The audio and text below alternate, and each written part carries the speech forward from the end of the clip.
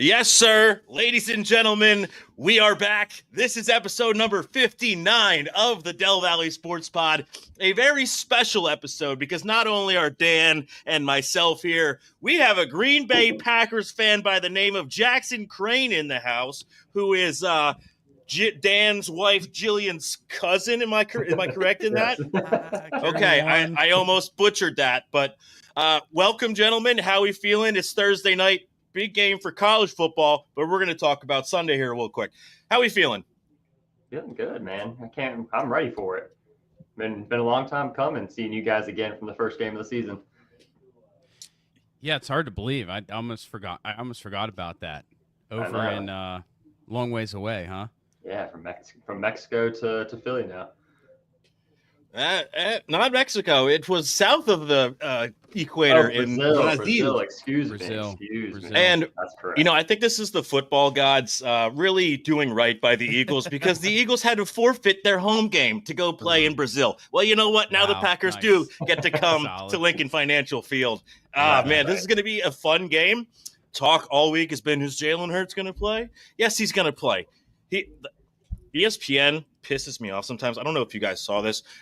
Tuesday morning, the lead story. He's not out of concussion protocol. Well, no shit, because he hasn't been able to practice, and you can't get out of concussion protocol until you practice. And then I also, they were saying that he's only thrown 4 pass attempts in one game. He's like, is he going to come out crisp it for the other games? Like, has he ever gotten injured in his entire life and come back the next game and not play well? Yeah, it's. I saw that. I saw those, and as soon as I started to see that garbage on my social medias, Instagram, whatever, I just put it down. I was like, I'm not doing this. We had it bad enough with the Brandon Graham, drama a couple weeks back, whatever it was, and I'm just not doing it. There's no way he's not playing. And then, sure enough, I think it's probably yesterday I checked again, or whenever, and he's at practice. Oh, cool. All right, cool. Glad we're past that drama. So dude. It's like they were saying. Basically, he's got to wake up and have severe issues again for him to be like, nah, he ain't playing. But it's looking forward for Jalen, from what I can understand. Yeah, which is a problem for us. Yeah, and the fact that Jordan Love said yesterday, I believe, he hopes to play this weekend. I think he's going. That actually, yeah. So him and Malik both did full participation today in practice. So they're off the injury report. Yeah, I didn't think there was any doubt that Jordan Love was going to play, but he was giving non-answers about his elbow and hand, whatever's going on with that. So both quarterbacks might not be 100%, might not be at the top of their game. But Jackson, as a Green Bay Packers fan, I'll go to you first. All right. What do you think is the biggest weakness of the Packers? What do you think is their strength as it comes to, going against the Eagles team? I think their biggest weakness, and it's shown week after week, is they come out flat in the first half. And so they're playing catch up a lot. You look at the Vikings game back when they went down, 28-0 or 24-0 and playing catch up. And I mean, they made it a one-score game, but still, it's like you're playing catch up against an NFL team of the caliber of the Eagles. You're not going to win. I think that's our biggest issue, is coming out flat in the first half. We always have been playing catch up for a lot of the games, and it's a struggle to watch. Because I mean, we've got the talent, we've got the team that's good. We just always are relying on our defense to make those big stops, especially in the first half or first and second half, really. So I'm hoping that we don't come out and put up a goose egg in the first half or even the first quarter. I mean, we just need to get points on the board. It's happened too many times this season where you watch it and it's just a struggle to watch. I think a strength for the Packers is their play calling's been good. I think we've had some lackluster performance from Jordan Love, but that's from him coming up in and out of, it seems like, some injuries that, I mean, I'm not quite sure what all injuries have gone into it, but it just seems like he's not been 100% this year. I mean, we're unlucky that Toyotathon's over because you guys would be in trouble. But because he's lights out during December, I tell you. She seems like the other months of the year we got some issues. But yeah, I think if he can keep his interceptions under wraps, I think we could have a pretty good back and forth game on Sunday. So real quick, going off your first point, are you saying that we should bet the under in the first quarter? Because the Eagles also started slow all year long. Yes. I think we're looking at a second half shootout more than likely. Yeah. It's just how it always has been. It seems like the Packers have been such slow. They either come lights out in the first, or they're sitting goose eggs in the first. It's so wish-washy. It's just, I don't know which team you get. Have you noticed any pattern to it in those games where they're slow start? They start slow, but they come out firing in the second half. Have you noticed, like, are they passing it more? Are there any, like, strategies that you notice where they make adjustments and that explains the success? Or is it just like, I guess it really kind of just depends, I guess, really. And from what I've seen on, I guess, really scoreboard. I mean, if the opponent's teams if we're down, 2 touchdowns, we're probably going to be throwing the ball a heck of a lot more to try to get some points on the board. Because you can't just keep running the clock out and try to play catch up the whole time with a shortened clock. I mean, Love's got over 3,000 yards passing, and I mean, he's got, looking at 25 touchdowns. So he's slinging the ball. It's just he's throwing it to the other team too many times for this year. He's got 11 interceptions instead of 5 that Jalen Hurts has. So I mean, I wish we had the opposite, but that's just not how it goes. I mean, if we can get a Jordan Love to start and finish a game, we put up 25 points every time he starts and finishes a game. So that's huge if we can just keep putting the points up on there. While Jalen Hurts, if he starts and finishes, you guys are 10-0 with him. So I think 2 things Dan, go ahead. All you. Yeah, I'm just curious. We're kind of getting into a little bit, and one thing that has always kind of baffled me about the Packers offense is basically like the wide receiver room. You know, a lot of teams have a go-to number 1 guy and then a go-to, frankly, number 2 guy. Yep. And I look at those Packers. I mean, how many Packers are you going to draft on your fantasy football team at the wide receiver position, None. Right? I had Reed for a little bit, and that's it. Yeah, and Reed is just completely baffles me because you see that guy with the ball, and he's impossible to bring down. He's super fast, and he seems like he can do a lot of different things well. But he seems like at the end of the day, like, get the ball in his hands because he does amazing things. But what's the deal with this wide receiver room? Is that just we don't like to have a number 1 guy? Is it because there's no number 1 receiver that's been heads above everybody else? How do you explain that room? And I think that is an interesting question because, I mean, you look at, I mean, again, the Packers are the youngest team in football. And a lot of these guys are first, second, third year players. I mean, the issue with our number 1, quote unquote, should be Watson. But he's been in and out of injuries for as long as he's been in the league. Yeah. He just went down with a knee injury. He's out for the season. So we're not going to be seeing him on Sunday. So it's really just been get the ball to Wicks, or really to Reed, and then Dobbs. I mean, Dobbs was, I thought, top of his game last year, and he's been quiet all season. So I'm not sure what's going on with the wide receiver room. I mean, Wicks for a while there was dropping every ball that was thrown his way, but he's caught a couple touchdowns here and there. I think we're getting a lot of. I'm hopeful that what we can do for the wide receivers is to get some more tight end action because, I mean, Musgrave's coming back, so he's going to be he's going to be healthy, and that's just another tall, lengthy tight end to go out there and run around with Tucker Kraft. So I mean, if we can put a 2 tight end set with having Reed running around free, I mean, could be a good move, but we'll have to see what happens. The wide receiver room is very interesting. The Packers, I don't think anyone quite understands what's going on. I'm trying. I mean, I was going to say back to the Aaron Rodgers days, but they had either Jordy Nelson or Devontae Adams. Maybe this is the new look Packers where they're going wide receiver by committee. I was just looking up Jaden Reed's numbers. He in the first 4 games of the season, 2 of them he had 135 yards and a touchdown, and after that he had 100-yard game the rest of the season. Yep. So I don't know what that's about. He's pulling I think Samuel. yeah. Good comparison. One thing that I think is going to play a factor in this matchup is the fact that Jair Alexander is also out, who's their top corner. And, Jalen Hurts might not be at the top of his game to start, but I'm not sure. Jackson, maybe you can help me with. I don't know who their other corner is, but I'm assuming they're probably going to put that second string or at least other corner on AJ, which leads me to believe that Devontae Smith and Dallas Goedert are probably going to be targeted a lot if they're trying to lock down AJ. If I'm the Packers, my defense is, I'm telling the defense, you stop AJ Brown and stop Saquon. Now, if they can do that, that's probably it behooves the Packers to be able to do that. Whether they can is a different story.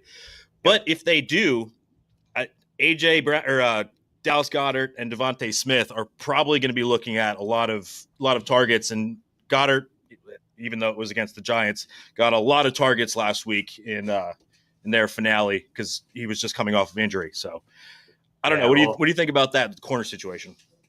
Yeah, I mean, we're gonna have to see. I think that's the one thing that is another. I think it's tried and true. It happens to Packers all the time, even past years. Is they're really good about giving up the big play. So we'll see. They always. I mean, we draft corner heavy. Seems like every draft, and either one that we get one stud or we get a guy who gets out there and just gets burned all the time. So we'll have to see. I think Keyshawn Nixon's good. I think that he's not a bad corner out there playing, and then there's was it Valentine as well, or Valentine. I think we'll be okay, but again, it's hard to tell. They got a lot of young guys out here, and I mean, Eric Stokes was supposed to be that guy that stepped up, and he's been quiet, and now he's just sitting on the backups. I mean, it's hard to tell with these guys who we get and what talent comes in and out for cornerback. The one thing I know is that McKinney is our saving grace and has been our saving grace on defense. So I was like, honestly, just put him. We'll get 4 of the McKinneys and we'll just put them all on the field if we can. That's just another what the hell were you thinking Giants move. It's one thing that we have in common, right? It's the Barkley, it's the McKinney, it's another man's trash, quote unquote, right? It's certainly been our treasure. I mean, he's probably been like the MVP of your defense. Barkley has certainly been the MVP of our offense, and it's just crazy that they let that 2 players from the same team last year, they let both of them go, and to see him have such. I have a feeling, regardless, this Graham's going to be a lot of it's going to be on the ground. I mean, I looked it up even, and both. So Philly is 29th in pass attempts. We're 30th in pass attempts. You guys are first in rush attempts, and we're 6th in rush attempts. So it's going to be a lot on the ground, I think. We'll just have to see. And both of our defenses are tied for 5th for yards per carry. So it's like, that's probably the stat that scares me most about this game is that yards per carry. Yeah, the Packers are tied for 3rd best in the league with 4 yards per carry. Obviously, the Eagles aren't too much further down at 4.3, but that doesn't bode well for us in the sense that we would love to be able to just run the ball and kind of set up the pass, give it to Barkley 30 times, but I'm not sure we're going to be able to do that. I mean, he had a field day against us the first time, so we'll see if we can straighten that up afterward, but jury's out yet. Yeah, and Jackson, you mentioned the ability of the Packers defense to prevent the big play. I believe they only had 1 play allowed of over 40 yards, and it happened to come against the Eagles in game 1 when A.J. Brown scored a 67-yard touchdown. Yeah, I find that incredibly ironic. Now, the Packers defense has clearly been very good all year. They're 5th in points allowed, 6th in total yards, 5th in rushing yards allowed. So this is going to be strength on strength, I think, on both sides of the ball. Good rushing offenses going against very stout rushing defenses, and something's got to give. I'm biased here, but I think the Eagles are just a little bit more talented than the Green Bay Packers. On defense, and I would agree. The fact that it's at home, I think, helps the Eagles a little bit. Now, obviously, the Packers are used to the weather and all that, but I don't know. What do you say? Are you ready to give a prediction? Would you like to? Are you saving it for yourself for Sunday afternoon? Oh no, I'm not saving nothing. I've thought about it a little bit here and there. I think we're going to be both teams are going to be in the 20-point territory. I think it's going to be either a come down to who has the ball last kick field goal, or it's going to be a potentially like a touchdown score, and then one team doesn't get it, gets stopped on 4th down, and then that's it. So I'm thinking it's going to be something along the lines of either 20-27 or 24-27. All right. Well, I don't like that. I don't like if it comes down to a field goal, Colin, because our kicker has been bad all year, and then in a meaningless essentially preseason-esque game last week. Jake Elliott went up and missed another kick. This one it was in the 30s. I want to say it was 39. I don't even know if it was that far. Well, we had to get a retiree on ours for our guy. I mean, we had to go out and find a retiree for our kicking game. Yeah, and but it's turned our season around. Is it McManus? Yes. Former Temple alum. He's kicked at that stadium before. He knows that stadium well. Exactly. Pride of the Philly suburbs, also that I found out last week. I did not know that. We'll take that's it. That's a storyline I don't want to see on next Monday. That's for sure. McManus is running it for us right now. He's done better than I could have expected, especially with what we dealt with last year. Ever since we got rid of Crosby, we've had nothing but horrific kickers. So we'll take McManus any day of the week. You're probably just laughing your ass off watching Moody kick every week when you went out and picked up McManus, who's just drilling him. Oh, yeah, for sure. I seen was it Dan Carlson who we had last year? He was kicking for the Raiders, and I just watched him duck them left and right all season. Is it just me, or is like our kickers getting worse in the NFL? I think, yeah. I mean, Brandon Aubrey is a stud, and there's a few others, but like Boswell, that dude. Boswell's he carried my fantasy team. The Bos God. Yeah, he's unreal. You can't help but put a little bit more respect and emphasis on the guys that are doing it in those type of places, outdoor stadiums where you got the wind and the cold and all of that. Yeah, especially in Acrisure Stadium, where the winds swirl around the rivers. That's right. One last question. I know we already hit the prediction, but just something I'm not terribly familiar with, but it seems like it's been pretty good this year for you guys, is your defensive line and your linebackers. So I know that what's his name on blanking? Your linebacker, everybody says Quay is Walker? an absolute stud. Yeah, Walker. Well, Quay Walker, he's been dealing with some injuries too. But I think, are you talking about Adrian Cooper, the rookie? I don't know much about Cooper. Okay, he's been having a heck of a year. He was rookie of the month for the NFC this month, so he's been putting in his work.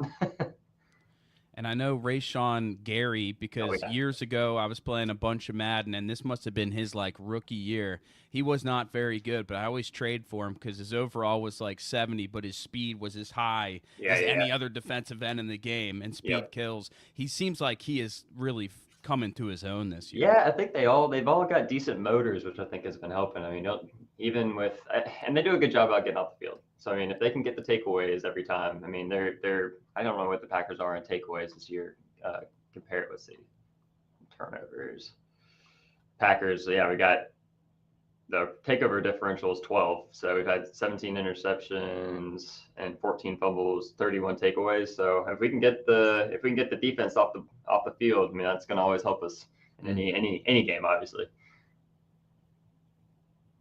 Yeah, it's an interesting matchup. It seems like the Packers are just like way far ahead of schedule as far as all the young talent goes, and I think there are a lot of parallels between these teams, because I think that you'd say the same thing about the Eagles. I mean, two of our best players on defense are rookies, and I don't think we could have ever expected both of them to be full-fledged starters this first year. So.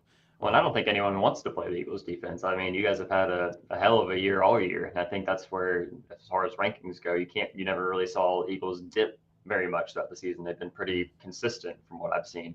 So that's where I've always been worried about, is really the offense of the Packers trying to get hot against the good front of the Eagles and just not having to rely strictly on either Jordan Love making every throw or having Josh Jacobs get stuffed for the first quarter and then playing catch up again. So that's where I'm worried about, is coming out hot and not either trying to run it down y'all's throat and it doesn't work, and then having to go to the pass, and it we'll have to see.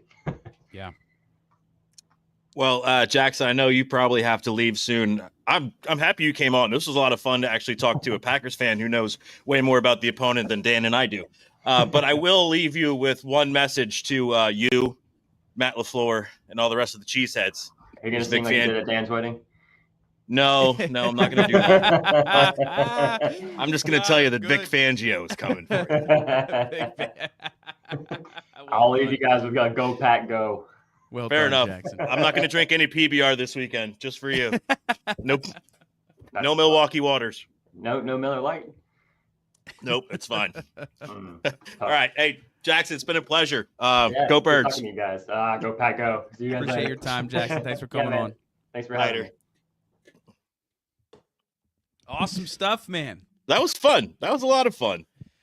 We gotta do this more often. It's fun to hear the experts of the other teams, and to kind of get a sneak preview of the different conversations that are going on that side of things. Yeah, I agree. I don't know who the Eagles are going to play next because I am supremely confident that they're going to win this week. But whoever they do play, I'll go through my Rolodex and try to find a fan of that team. We'll bring them on.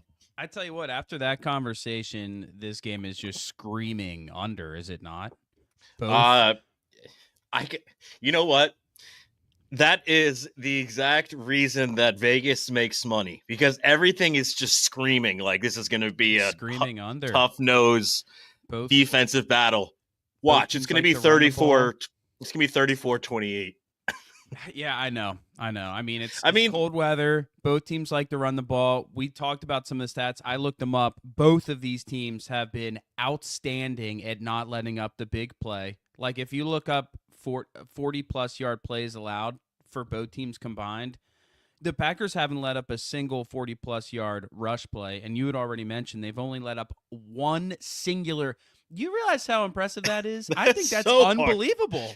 That's I was unreal. stunned when I heard that earlier this week. Stunned. So in this entire year, passing or rushing, what have you, they've only let up one play that went for 40-plus yards. That's it. That's as easy as one person not knowing their assignment or one person tripping, whatever. Like, yeah, that's remarkable, man. I mean, when we were watching the Commanders game together, it seemed like the Eagles gave up 2 on one drive, and it wasn't really their fault. One of them was their fault, but it happens even with really good defenses. Yeah. And to allow one and it be against the Eagles, who have one of the best deep threats in the league, AJ Brown, who had that 60-plus yard touchdown, that is insane. But I hope it changes this weekend. Oh yeah, for sure. And sometimes you look at that and sometimes you still want to look at like the total yards allowed, because does that mean that they're just playing like a real safe shell-like defense and just only not letting up the big play? But that doesn't really seem to be the case for either of these teams. They're both. I'm trying to find the Packers. I know the Eagles are like literally second best in. Well, I got to get total yards here. Packers are fifth in total yards, and the Eagles are first. Yeah, so that's obviously not the case here. Yeah. Just 2 solid defenses. Wow. Hold on. I love ProFootballReference.com. I don't know if you're looking there, but this is where I'm looking at the stats right now. This is one amazing stat that I did not see. The Eagles have allowed the fewest opponents' plays in the NFL, which also coincides with them leading the league in time of possession. It's a direct relationship. Right. They're the only team in the league to not allow the opposing their opponents to 1,000 plays. They've allowed their opponents 999 plays. Incredible. Which I think is funny. The next best is the Tennessee Titans, which with 1,008. So they're not like leaps and bounds above, but I just find it that's surprising. I find weird. That doesn't make sense. Well, the Dolphins are next.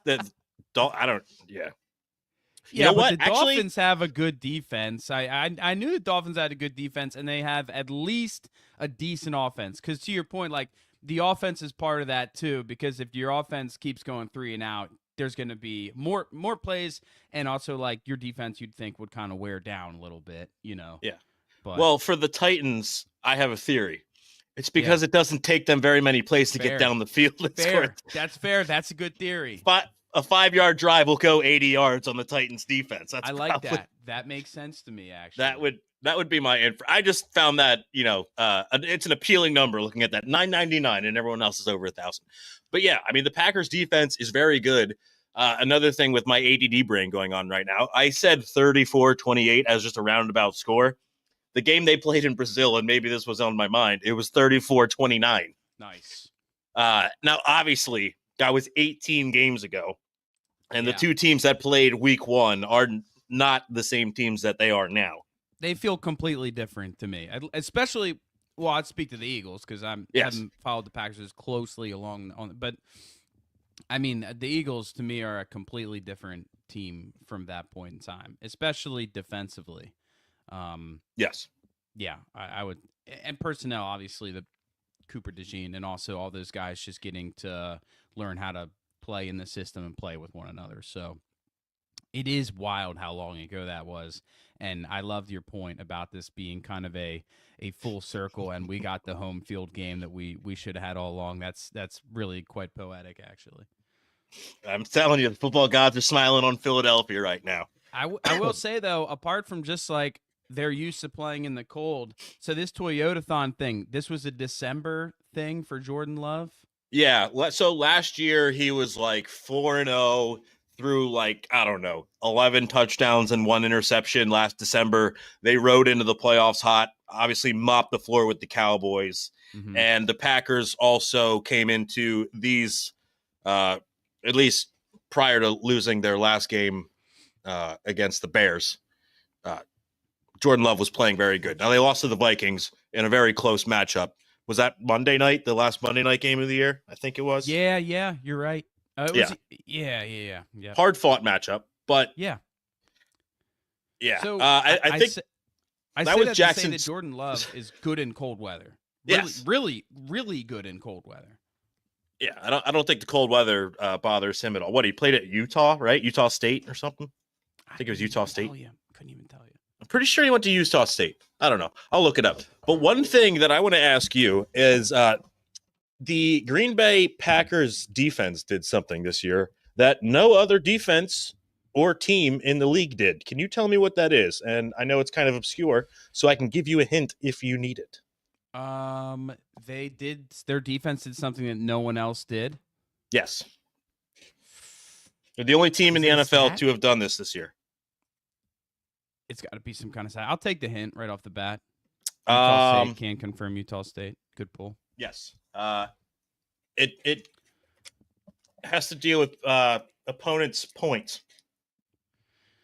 All right. So I don't know if this is like just an obscure thing or like an impressive stat thing.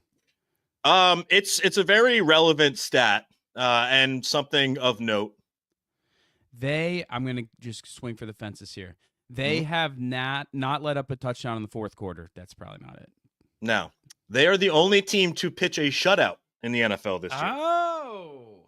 Wow. Now, again, that was against the lowly Raiders. The Raiders. Who are completely inept on offense. But nonetheless, they are the only team to pitch a shutout this year, and it didn't come until the last week of December. Wow. I remember that was also a Monday night game. I remember watching it, and I'm like, yeah, this is really boring. Yeah. Was that a Rattler game? I think so, yeah. I think it might have been. Yeah, it was at Green Bay, and I think it was like 10 degrees because it was right around Christmas. You know what? I think that was the weekend I saw you. The Monday after. Yep. Which, yeah. This is a complete out of left field. Is it as cold in Pittsburgh as it is out here? So cold. Dude. Cold. We had first time learning how to deal with the frozen pipe situation. Oh, no. Which, that's what I always thought. And it is like a oh, no. But it Did turns it out break? a lot of people have dealt with that, it sounds like. It's a very common problem, especially Doesn't appear to have broken. Okay, that's good. We were gone for a while, came back home, and cold water in the kitchen wasn't working. Everywhere else, all the water was working, so that was a good sign. A good sign for us. I was surprised how long it took to thaw that thing out. You know, we had the space heater pumping some serious heat that way. It's tough, man. A lot of those pipes are hidden. A lot of areas are finished, which has its own pros and cons. Yep. But seems to be going. Learned a lot about my house. Learned a lot about the types of pipes we have. We ain't repping no old copper, iron, or nothing like that. So I'm sure that these pipes have frozen before. We got that like Plex or whatever it's called. Okay. And she held strong. That's good. She said, it ain't my first rodeo, Pa. This house is about 100 years old. as are most of the houses in the South Hills of Pittsburgh. Having driven around your neighborhood, I'm familiar with the era in which those houses were built. One trick I learned in college, because our house was also extremely old. I don't know if you have learned this trick or know about it prior. Leave the water on a slight drip from the cold, and that'll keep water moving through the pipe and help it to not freeze. I don't know if that came up in any of your readings or whatnot. Turns out that's thermodynamics 101, Colin. Didn't know about it. Now we know, especially when we leave the house. Cabinets open, always open. Our cabinets are like A.J. Brown these days. And what does that mean? Always open. Always. Whoop! Way over my head. Oh, I thought I messed it up by saying a little too soon, but it's still played, turns out. Yeah. No, that was a good one. Sorry. It's my face is it's in pain, and that was what I was getting at with the cold, because we were out doing tree work for about 2 hours this morning, and normally, we tough it out. We tough it out, but it was about 15 and 20 mile an hour winds, and when I tell you, I don't really get cold easily, and I was getting damn cold. I can only imagine what the other guys on the crew were like. So we're like, screw this, we're going inside for the rest of the day, and I'm glad we did, but still. A lot of cream got to go on the face because the wind burn is insane. A little face mask thing there, Paul. See, I mean, what are we doing? The past few winters have not been cold enough for me to have needed it. Honestly, it was like 40 degrees all last winter. Man, get it done. Get it done. I know.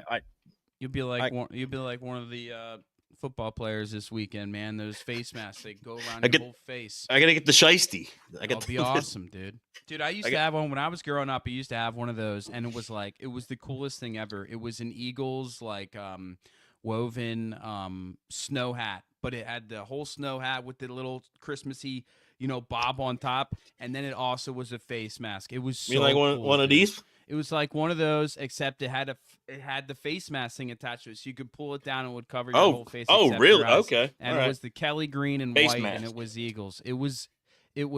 Oh yeah, not a face mask, but face mask, and it was awesome, dude. It was awesome. Yeah, I used to have like 4 of those like gator face covering things from COVID and skiing, but obviously you don't have to wear a face covering anymore, and I haven't gone skiing very much, so I don't know where those are. But yeah, I should just hit up Amazon and order a few. Yeah, I'll need to do that, but that's for next week. I'm not worried about it. So it is cold. Staying on the weather, do you have any kind of weather report specifically for the game on Sunday? I looked. It's going to be seasonably cold. They were calling for snow on Saturday, but I think that has dissipated. I'm pulling up the 10-day right now. Sunday, it's actually going to be fairly nice. 41 and sunny. Woo! 41. Yeah, it's gonna feel like summer because we had a high of 28 today. Winds light and variable. So actually, a very comfortable Sunday in January for the Eagles. Nice. Doesn't look like wind's going to be an issue either. In fact, is the lowest projected average wind velocity for the next 15 days. So, thank you, God, or Mother Nature, for helping Shaky Jake out because he needs it. I don't know. He might need a little wind, Colin. I don't know. Well, he does play golf, so maybe he's good at playing the wind. I don't know. He hasn't been good at a lot this year. He's been bad, man. He's been bad. We'll see. When he missed the kick last week, and I will say history shows that he typically is like the clutch gene. He has the clutch gene, so maybe there's a slight argument for it needs to mean something for him to go in there and lock in. But that's BS when we're talking about a 30-some yard field goal. So that was honestly there was really nothing to get out of that game. I think there's an argument for the only thing to get out of that game, as I mentioned, was like a preseason S-type game, was Jake Elliott looking good, right? Because everything else, the starters weren't in, so there wasn't a whole lot. There was fun stuff let's see what Shipley does, and let's see what some of these other younger guys do. Goddard getting out there and looking good and getting that's another one. But that's what I was going to say. And seeing Dotson actually do what's what that mean, Colin? What does that actually mean? Because I don't Hurts isn't going to throw it to him.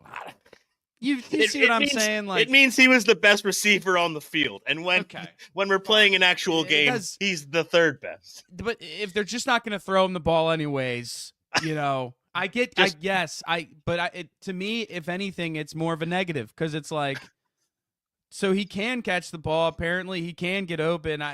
He just hasn't. Whatever. But yeah, Sorry, so, I didn't mean to derail you there. no, I'm just saying. I'm cool. Yeah, it's great. Now let's see if he catches his one target on Sunday. You know what I mean? Yes, I know And exactly I'm not what you saying mean. this from a standpoint of throw it to Dotson 5 times. I'm just saying it is. We've talked about it a ton, but There's only one football, and they have a lot of good guys. yeah, but Colin, there's a difference between there's only one football. They have a lot of guys, and he gets one target at best a game. That's, in my opinion, there is a lot of middle ground there, and I think it's fair to acknowledge that they clearly do. Hurts does not like throwing the ball to him because he does not trust him, and that's fine as long as we can get the other guys open. I would like to counter your point there by saying, and I'm looking it up right now, I'm pretty sure the Eagles are last in the NFL in pass attempts. Didn't we talk about this with We Jackson? just did. I think he said 20. It was either they both were. I think he said Eagles were 29 and Packers were 30th.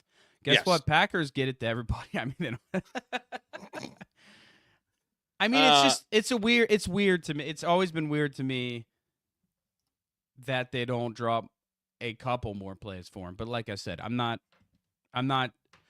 proposing that we throw it to him 5 times. I'm just reacting to you saying it was great to see Dotson get the ball because to me it feels irrelevant. It is irrelevant, but we were, I don't know, at least I was excited to have a good third wide receiver. But my whole point in this is that when Hurts is only passing the ball 20 times a game, and 7 of them are going to A.J. Brown, 5 of them are going to Devontae, and then you're also targeting Kyle Katerra and or Dallas Goedert, there's not a lot left over for Jahan Dotson. I mean, Goddard, Kyle Katerra, they're probably splitting 6 targets a game because they're so good at running the football. They don't need to pass it 40 times. If he was playing with Jared Goff, he would probably have like 700 yards receiving this year because they are just a pass-happy offense. That's fair, but you could also just play instead of the actual numbers, the percentages. And I would bet anything that he has one of the lowest percentages, even Like with all his the target numbers. share. Yeah. Yeah. Which again, I'm not proposing that we throw it. I just think it's weird when every single time you see the box score of an Eagles game and AJ Brown has 12 targets and Devonta Smith has 8 and the tight end has 3 and no one else has a target. It is weird to me, but whatever. Let's move past it. But we digress. I had a side note that I wanted to ask you when we were talking about the weather. Just a real quick side note. Hit me. Know, does the Link have any kind of like warming system under the field? Like some fields do? You know what I'm talking about, right? Like a heating system? Yes. I am pretty sure that they do. Now, okay. I could text somebody who knows for sure. But yes, I am pretty positive that they are one of the teams that have some form of heating system. I know Green Bay does for sure. I know Kansas City does for sure. Buffalo is AstroTurf, so they're artificial turf. But yeah, I would bet a fair amount of money on my recollection that the Link does have some form of heating underneath it. Which is, if they were playing today, would be a good thing because, yeah, that ground would be rock hard. Yeah. It's so cool when you watch a game and they, like, explain that and show the system. It's like, wow, that's amazing. That's so cool. Yeah. Just like the Phillies have a sub-air system, which I don't know if you saw during one of their rain games. They literally have a vacuum system underneath the field to suck water out of it, which is immensely expensive and extremely high tech, but the Phillies can afford it because they're the Phillies. Yeah, because of us, because we love because them of so much. us. Yeah. Some golf courses have that on their greens, but we're talking like Augusta National and those types that money is no object. So that's that's a little different. And that's your local weather report brought to you by me, Colin Berger. I love it when we utilize that extreme expertise of yours. It always is fun to pry your brain a little bit. So it's been a while. I'm glad we got one in. I was honored at the post party of your wedding to enlighten Teddy on all of my grass knowledge. Yes. While we were sitting really in the interesting. Yeah. It's not something you think about, and then I have to think about it every day. Yeah. Happy to help. Now, what haven't we covered here? How about Eagles injury report? Do you have anything on any Eagles that are questionable, probable, banged up? I saw that AJ Brown did not play today, or did not practice today, but he's just getting rest. Okay. That's all. I'm looking here from yesterday. Shipley limited, Pickett limited. I'm not seeing any. If Pickett? Pickett? I'd be surprised if he was available. Wouldn't you? You think? They released Ian Book, so that means that Tanner McKee is going to be the emergency third string quarterback. Yeah. Which leads you to believe that Kenny Pickett is trending into a position to be at least a backup. That would. I'm surprised just because that was one thing that showed me that Hurts was going to be fine, because it was Tuesday night they released Ian Book. They're like, okay, we wouldn't do this prior to him practicing if we didn't think he was going to get through concussion protocol. Right. And everybody and their mother it was the leading topic on like every ESPN show. Hurts is still on concussion protocol. Yeah, no shit. Can't watch that garbage, dude. It's so dumb. I find it entertaining most of the times until it's stupid, and then it's really stupid. Yeah. Am I wrong to feel supremely confident in this game? Yeah, for sure. Yeah? Should I? Yeah, because the Packers are a really good football team. I'm not saying that you should be the opposite, but the Packers, look at the numbers. I mean, their defense, I don't know that a lot of people see their defense as like a top defense in the league. Frankly, I didn't. But they get sacks. They do get turnovers. They get interceptions. McKinney's been phenomenal. Maybe there's an argument for best safety in NFC. I think that's a fair argument. Yeah. And I think their offense is not super scary, though. I think their offense is similarly, they like ride through their running back. Josh Jacobs has been awesome. Again, another parallel storyline is we both went to the free agency to spend some money on a running back, and it has really paid off well for both teams, which is cool. Because it feels like in recent history that has not been the case. And the big story of this last offseason going into this season and NFL as a whole is your best running backs in football statistically. I don't have it in front of me, but you're talking about Derrick Henry, Barkley, and Josh Jacobs has got to be up there. Not in the same tier, but he's not far behind, probably in that next tier. And it's pretty cool good for running backs. But and Josh Jacobs, they'll start games where they don't necessarily run it every single time, but they check down to him like 3 plays on the first drive. So they will get him involved, whether it's straight up running the ball or whether it's getting him involved in the pass game. And the thing about Josh Jacobs is he's like a tank guy. He's a bulk carry guy, the more the merrier kind of guy. He's not necessarily, in my opinion, like the greatest huge 30, 40-yard run threat type guy, but I guess he can be in the sense that they ride that wear and tear, and then you can bust one loose that way. But he is effective in the pass game and the rush game.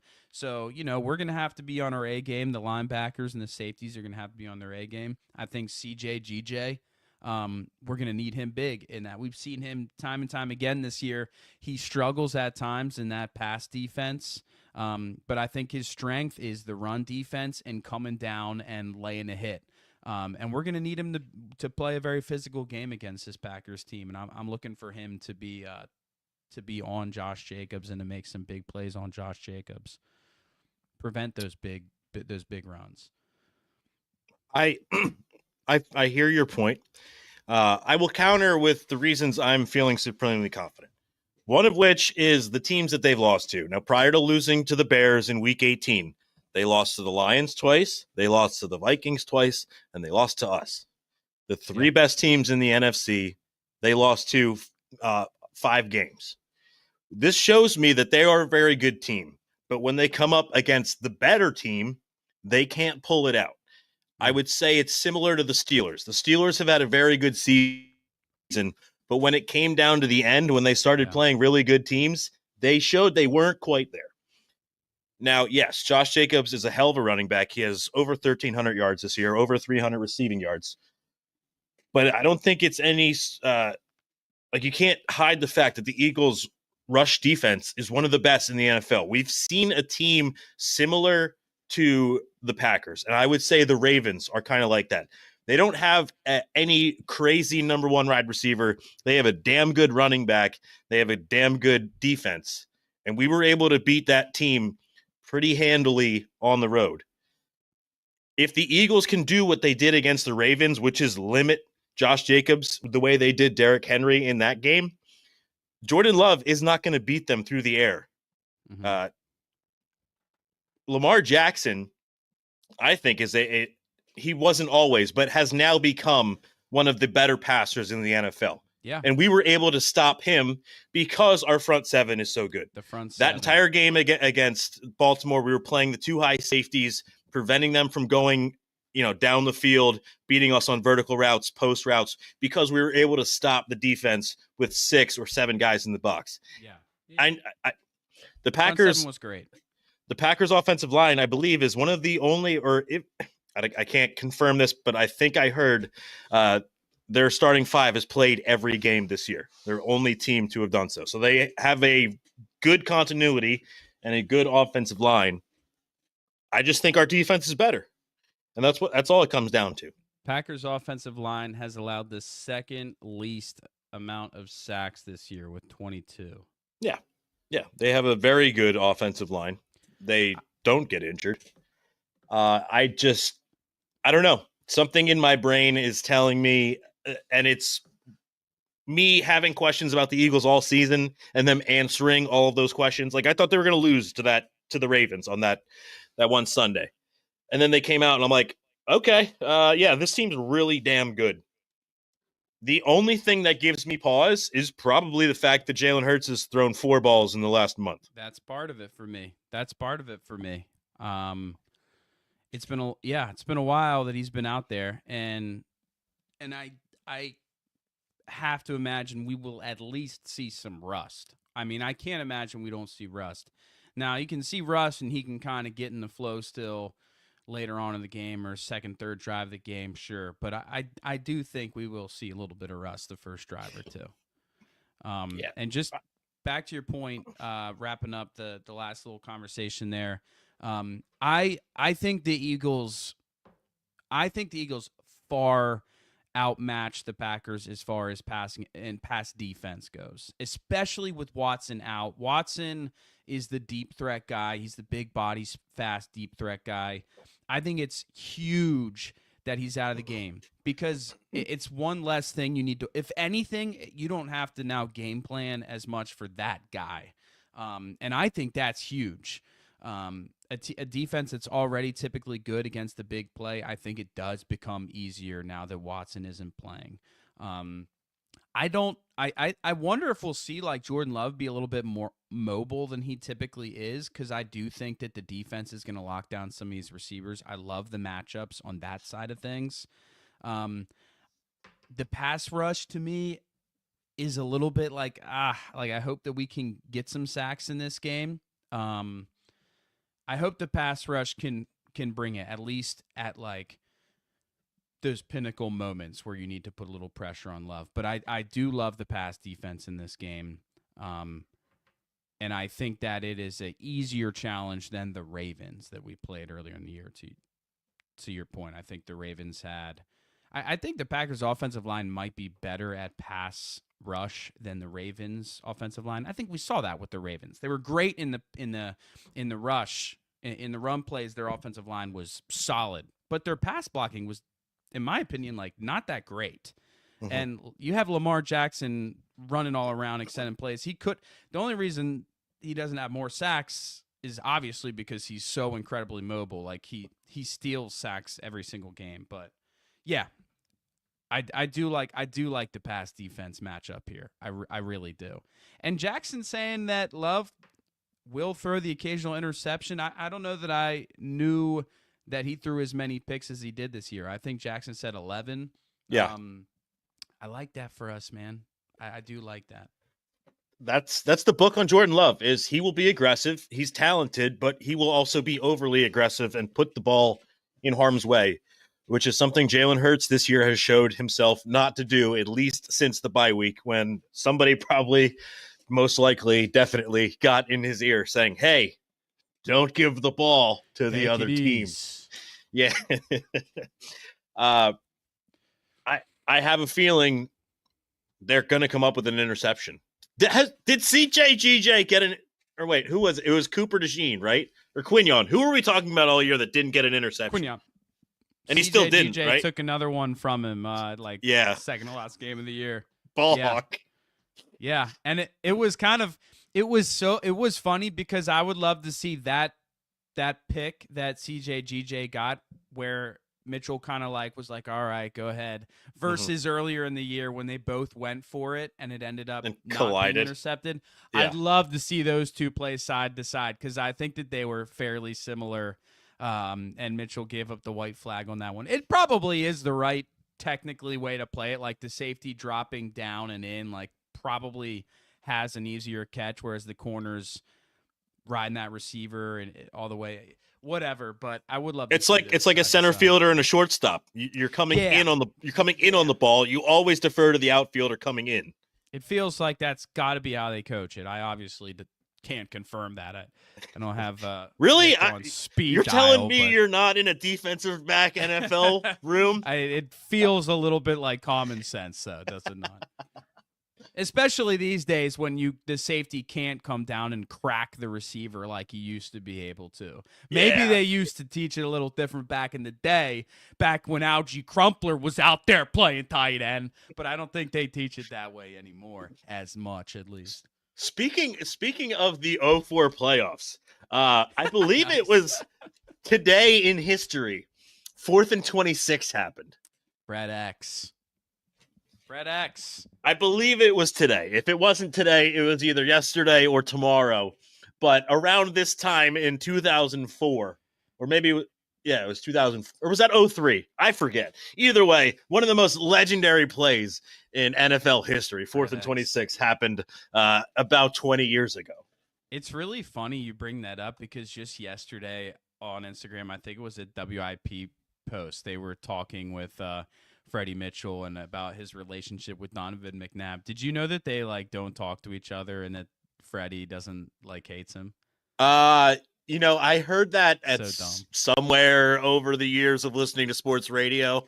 Yeah. I wonder if that's why they were talking to him because it was the anniversary of his catch and that's why they called him up or whatever on I think it was WIP. Forgive me. 4th and 26 was on January 11th of 04. So 21 years ago on Saturday it will be. Yeah, we're close. Also, I went down a rabbit hole on Twitter as I normally do. Apparently, earlier in that game in the fourth quarter, they had a 4th and inches and they decided to punt the ball instead of running it when they had been averaging 5 yards a carry and had 2,500 rushing yards on the year. Guy, Andy. Mike Holmgren, what was your problem, bud? Or no, Mike Sherman. I thought it was Mike Holmgren. Never mind. Are you talking about OC?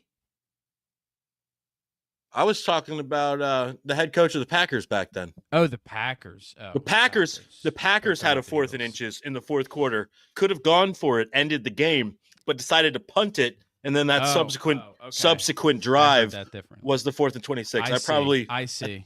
I think I butchered the wording of Yeah, that. but you know what, Colin? Like, I would love to pull up another time. I'd love to pull up the numbers and the stats from times past. I really feel like back in the day, dudes punted it. Fourth down was like an automatic punt so much of the time. I feel like it was, man. I feel like it was, unless you were playing on the sticks on Madden, if it was fourth down, it was like the philosophy was you punt it on fourth down. Versus now, it's like, I mean, watch a game with, I almost say Matt Olson every single time. Matt Olson, I want to say every single time. The Greg tight Olson? end. Yeah, I did this last time. I did the same freaking thing.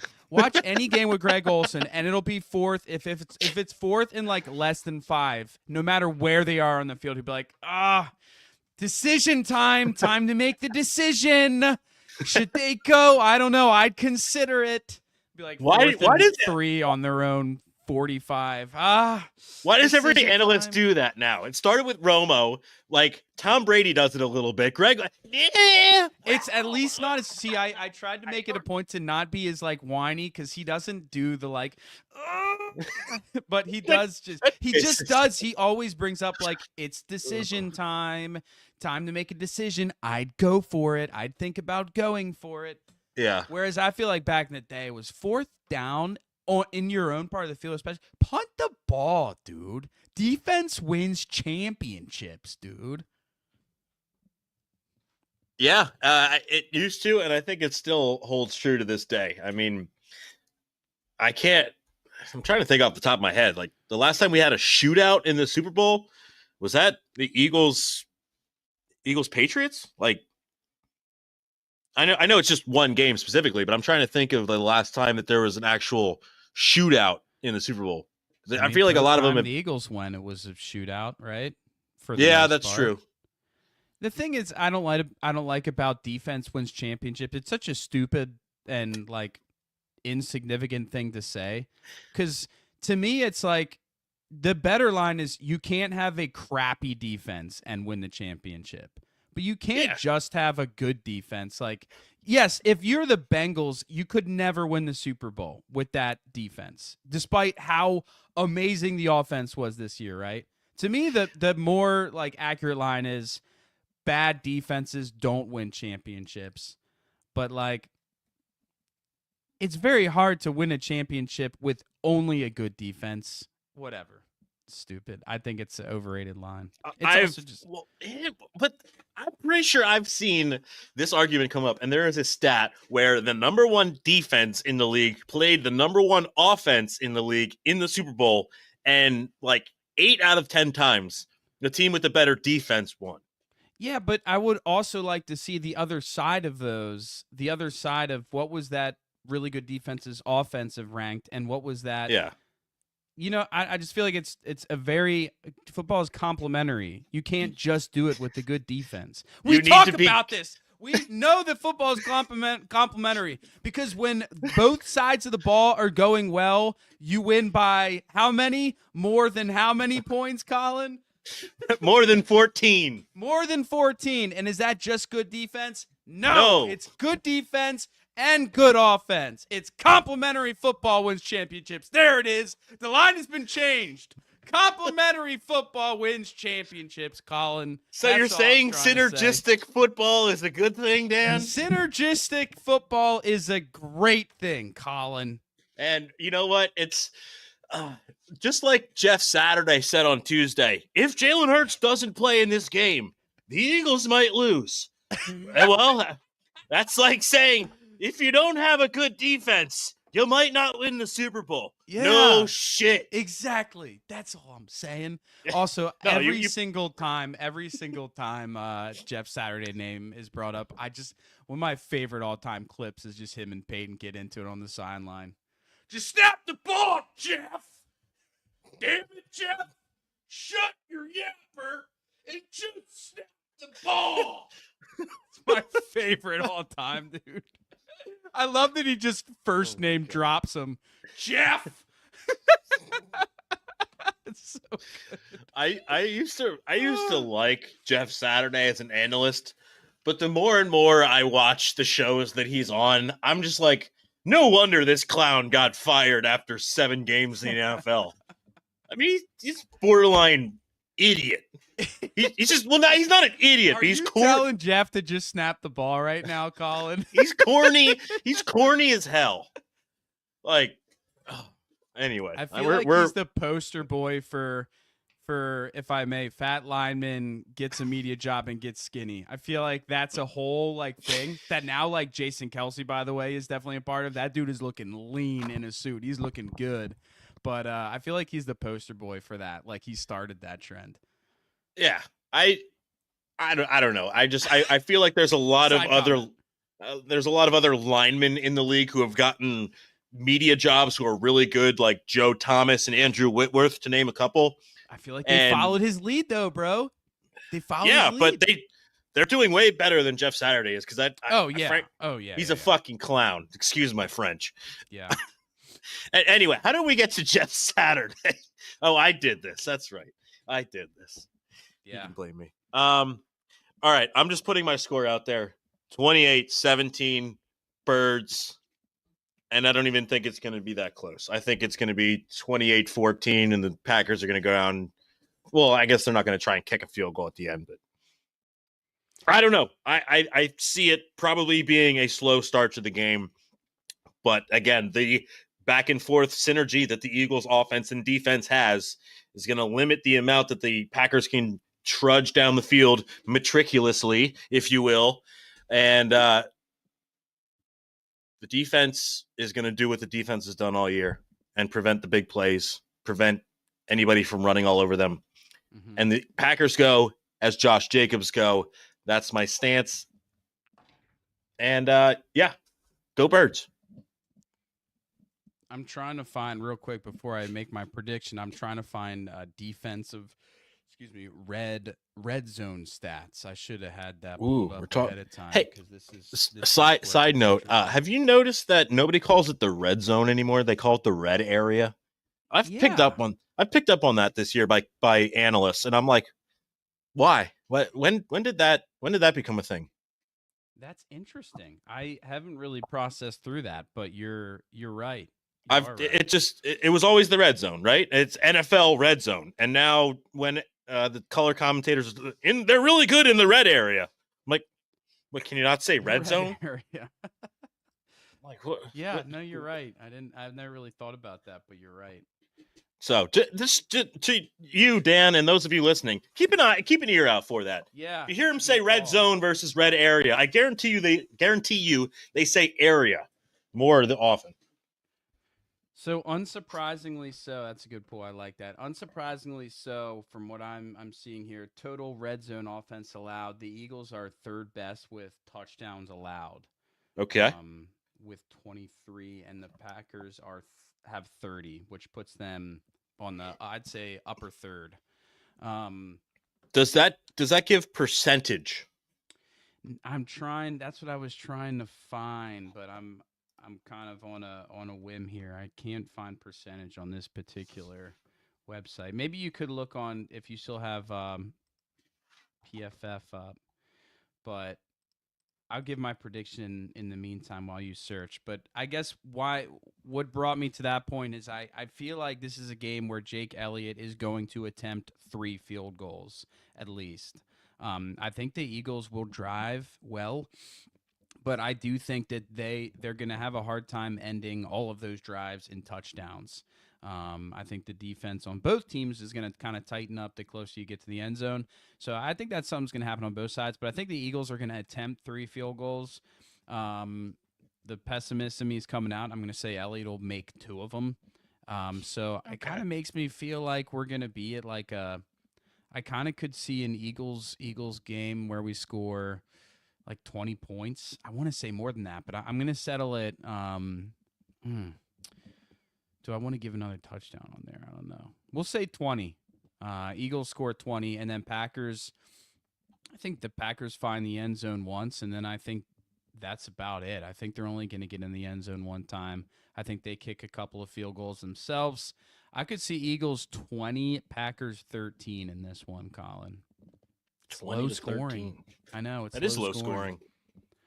It's very low scoring. I'm curious as to what the over-under is. I know that it I guess it's like 40. That's a standard. It's Yeah. usually like almost every game in the NFL. If it's like an even matchup, it's usually like 42 to 46. I want to say. Especially for these playoff games, I don't think you're going to see any super high over-unders, at least not in the first round. No. Speaking of over-unders, over-under Notre Dame, Penn State, 45.5. I am hype for that game Yeah, I want to get to it. I want to get to it. I want to get to it. I want to just Okay. briefly talk about it with you. Yeah, nailed it. 45.5. Is that what you said? I said 45. I didn't give the half. I should have. But I probably would have gone 44.5. That's okay. 45.5. Eagles are favored by 4.5 currently. Money line is minus 230 if you would like to throw any wagers in. I'm a little surprised the money line is that far apart, but I don't know. I think the NFL and the public see it the way I do, Dan. The Eagles are just clearly the better team. Yeah. Anything else on this game? Go Birds. I'm just going to be watching the Packers secondary. I know I mentioned it to Jackson. I think the fact that Jair Alexander is out is a big deal. Yeah. Obviously they still have Xavier McKinney, but AJ Brown's hard to cover with your number one corner, let alone your number two corner. So that's going to be a matchup I'm watching. And again, I think Devontae and Dallas are going to have a good game just because they're going to try their damnedest to shut AJ Brown down, which is going to leave the rest of the field open for Dallas and Devontae.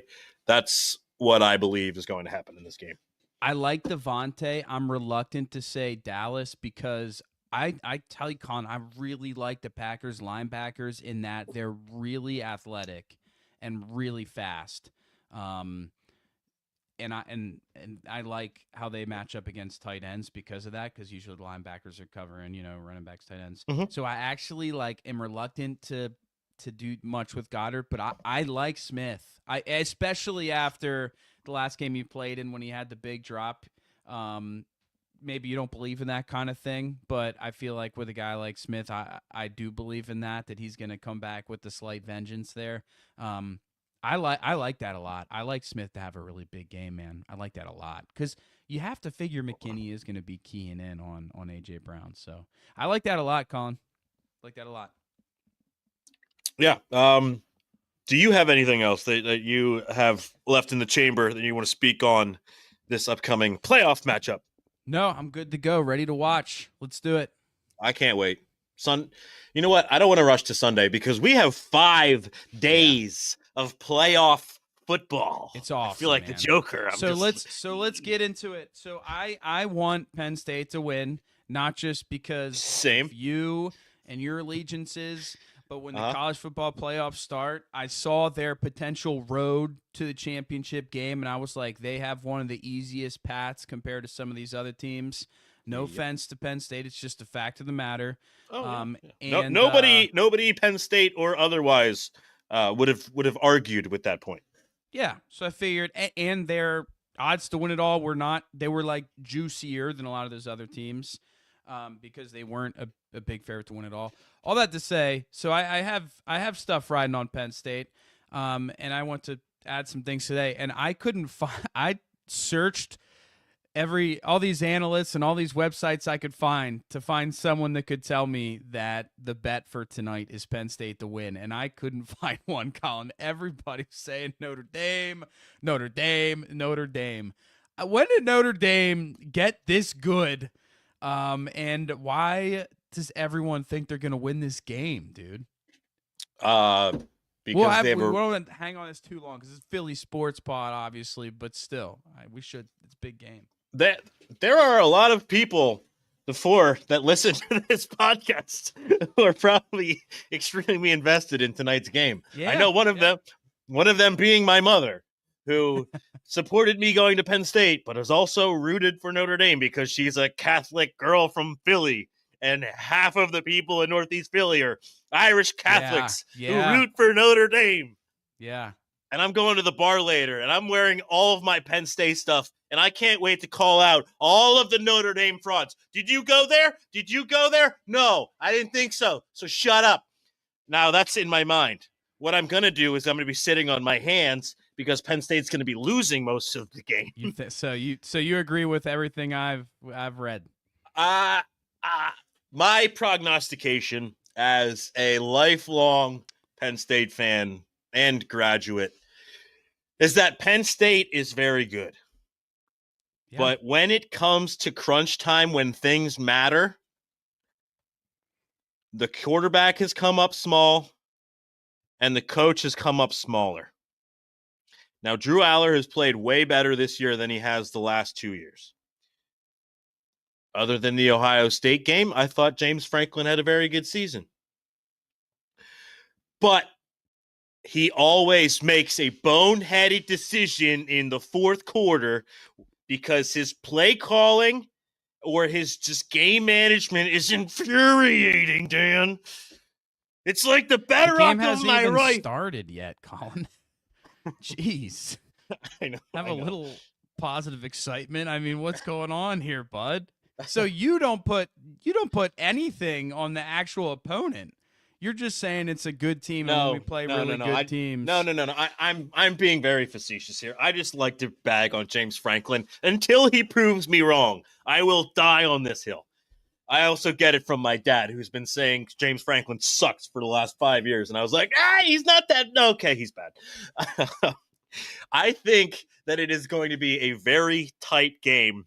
And it's going to be one of those games where one play happens and you're like, I can't believe that just happened. The game's going to be over. It's going to be a 3-point field goal to end it. And we're just going to be like, you remember that play in the second quarter when they dropped that wide open pass? We could have won this game. It's going to be one of those where I think it's going to be competitive all the way through because I think the teams are evenly matched. They have great run games. They both have really good defenses. Yeah. They both have really good quarterbacks. Riley Leonard is a much more mobile quarterback than Drew Aller is. He's physical. He's not the greatest legit pocket passer, but he's a big boy. He's way more like I don't think he's Josh Allen, but he gives a little bit of Josh Allen vibes, the way he's able to escape the pocket and just run over and around people. I was impressed with him in that game against Georgia, and then I was almost not surprised that Georgia had so much trouble with it because earlier in the year I watched that Georgia game against Georgia Tech, and their quarterbacks that they played in that game were very similar, just like not the world's greatest passer, but big dudes that are just willing to throw their bodies on the line. And Leonard seemed that way. Yeah. He's out there bowling. Yeah. Now, Jeremiah Love, the running back for Notre Dame, was a little bit banged up. So we'll see if that plays any factor. I'm going way into the weeds here, but it seems like Abdul Carter, Penn State's best player aside from Tyler Warren, is going to play. He's awesome. Is that number 44? Tyler Warren? Yeah. Yes. You mean the awesome, dude. Best tight end and arguably the best player in college football? He is crazy. He looks like a fullback, and he just apparently can do everything. But he doesn't look like a guy that could do everything. Like, he doesn't look like Christian McCaffrey when he was in college could do everything. Like, he could pass a little bit. Every once in a while he threw it, he could receive. But this guy's built like a fullback and can do everything. He's awesome, dude. He is literally one of the most talented players in college football. And amazing. I would be shocked if he is not a first-round pick in the NFL 2 years from now. I don't know. Penn State, they went from linebacker you, now they're tight end you for whatever that's worth. Because it seems like every time you look around the league, they're not Iowa, who had Hawkinson and Iowa all those. Is hilarious. Yeah. Worst offense in the country, but they have the best tight ends you'll ever see. But, Gesicki, Freiermuth, the other guys escaping, Juwan Johnson on the Jennings, Juwan Johnson on the Jennings. There's Juwan Jennings and there's Juwan Johnson. Juwan Johnson was a tight end at Penn State. He plays on the Saints. Anyway, I want, with every ounce of my being, Penn State to win tonight. I'm just not confident. Yeah. That's where I stand. And I know a lot of Penn State alumni and fans are with me on that. Share that sentiment. Yeah. Yep. So I think it's going to be a hell of an entertaining game, both tonight and tomorrow. both I think are going to be good games, unless Ohio State is really as good as they looked last week and just mops the floor with Texas, which Really could happen. I mean, that spread's like a touchdown. They looked really good. Could you? I am obviously selfish. I couldn't imagine a Penn State Ohio State national championship. Unbelievable, man. It'd be Go unbelievable. Big Ten. Unbelievable. So, Go that's Big Ten. Stupid. I'm making fun of my conference. You are like borderline rooting for Ohio State by saying that. I feel like, one of us. You're giving them the one of us there, which they are, I guess. I was kind of making a joke at the fact that they're the big 18 and 4 of their teams are on the West Coast. It's not the Big Ten anymore. It's just one massive conglomerate. That's all called. Never mind. This is a whole another conversation. I got into college football too late to have any true understanding of all the conferences, and now my understanding is that it's all kind of falling apart and doesn't really matter that much anyways, so I can just go back to not knowing that much about it and be just fine. Everything returns to the mean, Dan. Yeah. Yep. All right. Good luck to you. Good luck to Penn State tonight. Thank you. Wrong, and Franklin. Good luck to all of those Notre Dame phony fans who never even stepped foot in the state of Indiana, let alone went to the university. I hope you all cry in your pillow in Delco today. Yeah. I don't really care that much about that point, but I don't know. I'm fired up, obviously. You're fired up. Big game. And this will be us both on Sunday, my friend. Can't wait. It's good to be back in the playoffs again. It is. And it's good to feel like we have a pretty darn good football team. Let's show that. Let's show that on Sunday. I know we didn't really get to it, but now that we're rounding out the episode, this was episode number 59, which if we're going to the Active Eagles roster, I'm getting too excited here. Mr. Thomas Booker is number 59, an offensive lineman who has actually done okay this year. So shout out to him. Shout out episode 59. Dan, it's been fun as always. I'm glad we get to do this. It's been a while since we did it at your place, so it's good to be back on. Yes, sir. Yes, sir. Hope to be doing it again next week. We will be doing it again next week. Win or lose, we'll be doing it, but we're gonna win, so it's fine. Shout out to Jackson. Thank him for coming on for me, please. Yes. That was good to talk to the opponent's fan. And that's been episode 59. Dan, you have anything on the way out, or just tell people to be warm? Birds, let's win this game. No pack, no. All right, go Birds, and let's just take care of them so I can enjoy Miller Lite next week. Amen to that. There's no cheddar cheese and no Miller Lite being consumed by at least me until Sunday evening. There you go. And on that note, we sign off. It has been a pleasure. Thank you all. Go Birds, and we'll talk to you next time. Go Birds. Later, Colin. Later.